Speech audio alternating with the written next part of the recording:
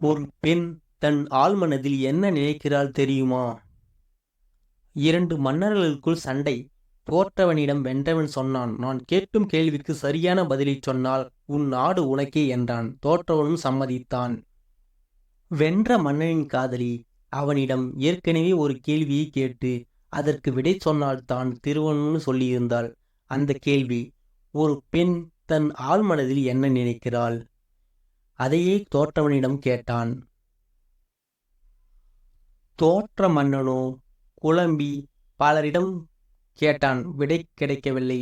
கடைசியாக சிலர் சொன்னதால் ஒரு சூனியக்கார கிழவியிடம் போய் கேட்டான்.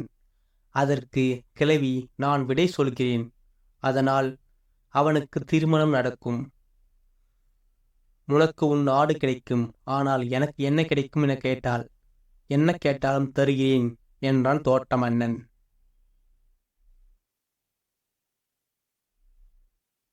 அவள் சொன்னால் தன் சம்பந்தமான முடிவுகளை தானே எடுக்க வேண்டும் என்பதே பெண்ணின் ஆழ்மனது எண்ணம். இந்த பதிலை அவன் வெற்றி பெற்ற மன்னனிடம் போய் சொல்ல, அவன் தன் காதலிடம் சொல்ல, அவள் சந்தோஷப்பட அவர்கள் திருமணம் நடந்தது. இவனுக்கும் நாடு கிடைத்தது. கிளைவிடம் வந்தான். வேண்டியதை கேள் என்றான். அவள் கேட்டாள், நீ என்னை திருமணம் செய்து கொள்ள வேண்டும்.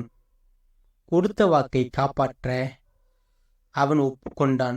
உடனே கிழவி ஒரு அழகிய தேவதையாக மாறி காட்சியளித்தாள். அதோட அவள் சொன்னாள், நாம் தனியாக இருக்கும்போது கிழவியாக இருந்தால் உன்னுடன் வெளியே வரும்போது தேவதையாக இருப்பேன். தனியாக இருக்கும்போது அழகிய தேவதை பெண்ணாக இருந்தால் வெளியே செல்கையில் அகோர சூனியக்கார கிழவியாக விடுவேன். எது உன் விருப்பம்? அவன் யோசிக்காமல் சொன்னான், இது உன் சம்பந்தப்பட்ட விஷயம், முடிவு நீதான் எடுக்க வேண்டும் என்றான்.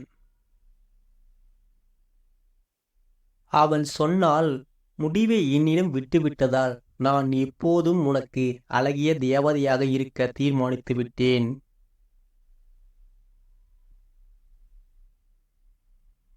ஆம், நிஜமாவி. பெண் அவள் சம்பந்தப்பட்ட முடிவுகளை அவளே எடுக்கும்போது தேவதையாக இருக்கிறாள். முடிவுகள் அவள் மீது திணிக்கப்படும் போது அவ சூனியக்கார கிழவியாக விடுகிறாள். அதனால் அவங்களை அனைவரும் புரிந்து செயல்படுறது நல்லதே.